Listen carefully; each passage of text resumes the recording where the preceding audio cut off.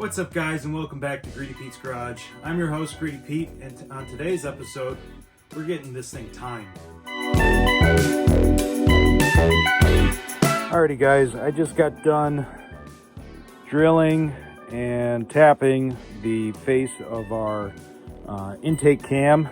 I forgot to record because honestly it was a pretty stressful operation. You only really have one shot of doing this. But we got it done. I'm happy with the results. We still need to red Loctite it and then peen in the edges so it doesn't have a chance of rotating out.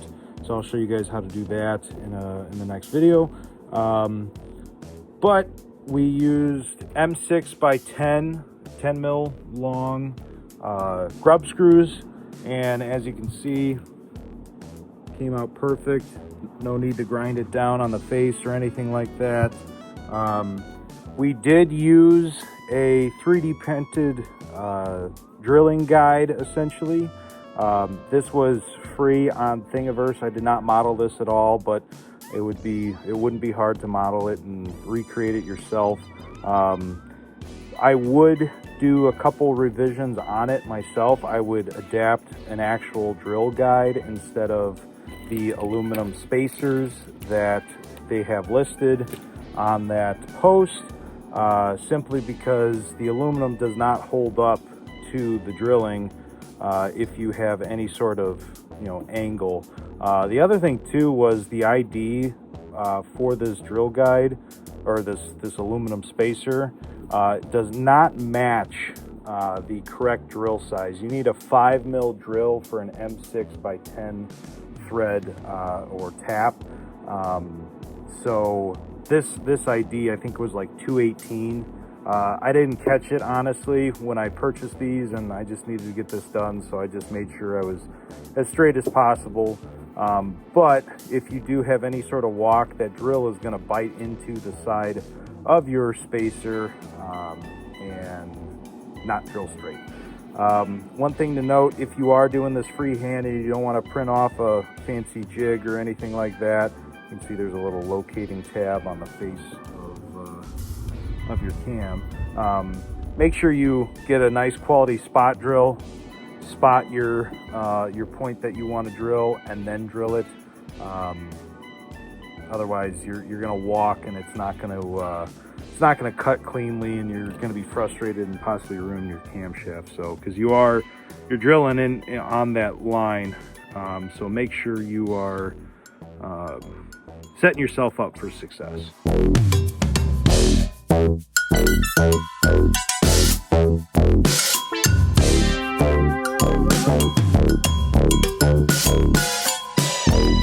Alrighty, very interesting find here.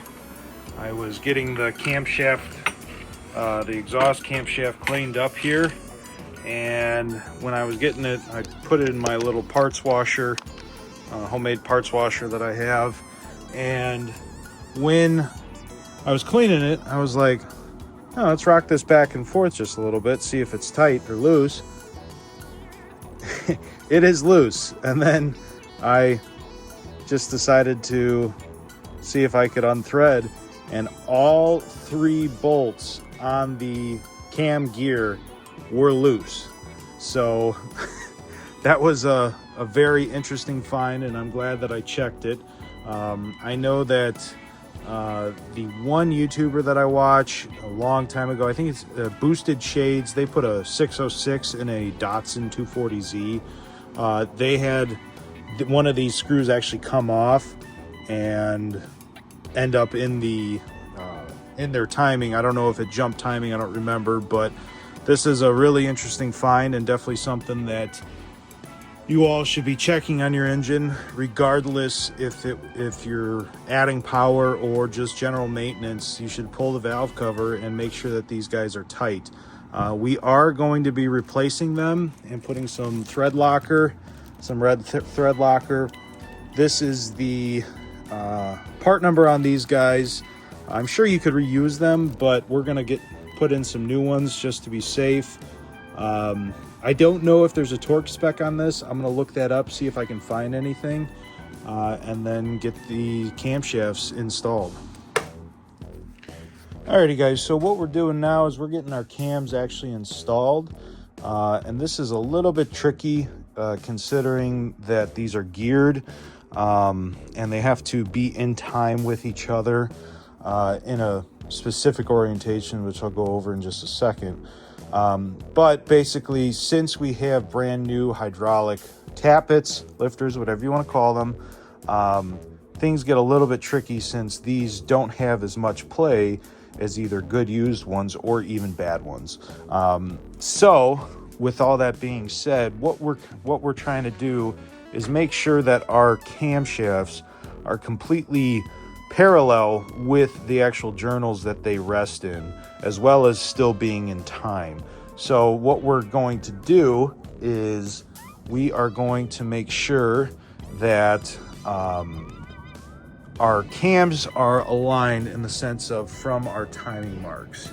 And I'll show you real quick what I'm doing is because our timing marks that are right there and there, they need to be smack dab in the center right here when we actually set our timing chain onto the camshafts and time it in time with our crankshaft. So what I'm doing here is to try to level everything out. I took my camshafts and I lined them up so that they're in time. But as you can see, if I were to leave them right there and install my camshaft caps, there's quite a bit of distance in our cams from the front to the back, and that's because of our lobes on our cams won't allow us to compress the valves.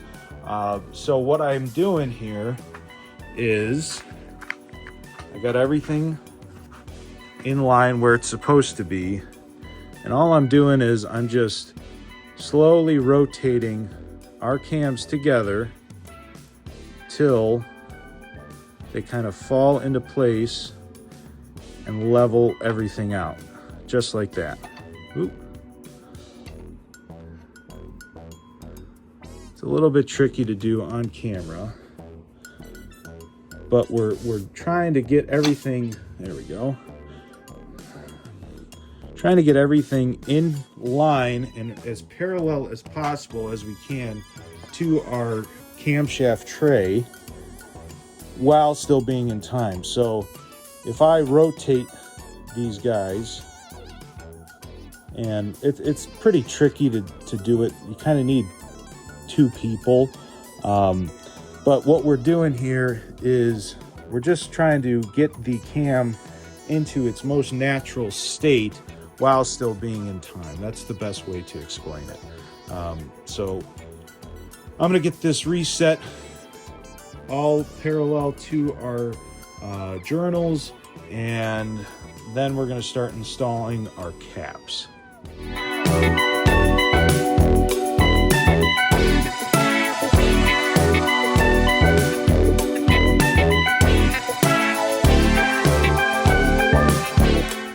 Alrighty guys, after another very stressful portion of this build, we are through the clear. We were in the clear, I should say. That was a bit stressful. I still wasn't happy with how level the cams were throughout the whole thing, you know, but we just did the best that we possibly could, and we are thankfully in time. All of our dots line up. There are a dot, you know, there's a dot here, here, and then those line up with those little those little markings. So we're good to go. I also took a 11 mil pin. I believe that's 11 mil, and that all slides in nicely. That's all aligned. One thing to note as well, when you are installing your bearing caps, make sure that the numbers are on the exhaust side, not on the intake side. There's not going to be any numbers on there. So again, goes 1, 2, 3, 4, 5, 6, 7. So make sure that you install those correctly. I also torqued down all the bolts. I started on number 3. That's what the manual says. And then I just alternated. So I went 3, 5, 1, 4, 2, 6, or 7. So something like that, something of that nature. Made sure that everything was torqued down nice and even. The torque specification on the bearing caps is 15 Newton meters. Okay, 15 Newton meters again. And when I torque them, I torque the center one first, and then I go top and then bottom. I highly recommend that you start in the center, because if you don't, you could essentially put a little bit uneven pressure, and you want to keep this thing as even as possible when you are installing these guys. So yeah, we're good to go there.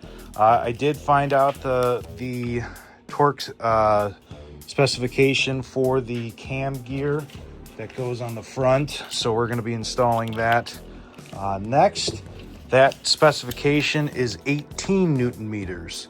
Okay, again, even if you aren't building your 606 for more power or something of that nature, I highly recommend pulling off the valve cover, checking those bolts, because when I cleaned this cam, again, I found that all 3 bolts were loose. So make sure that you pull them out, clean the threads, and then put some thread locker. I'm going to do red thread locker and install them back in. I know that some guys even wire tie all the bolts together. That's a standard in a lot of aircraft assemblies, aerospace assemblies. It's a good way to go, but again, it takes a little bit more time and finesse. Plus, you got to have the special wire tool. They're not too expensive, but still, it's just another expense for some of these things. So yeah, we're going to get that cam gear installed, and then we're most likely going to install our front crank pulley and actually tie all of our timing assemblies together, install our pump, and go from there. I don't know if I'm going to break up this video now and then do another video, but we will see.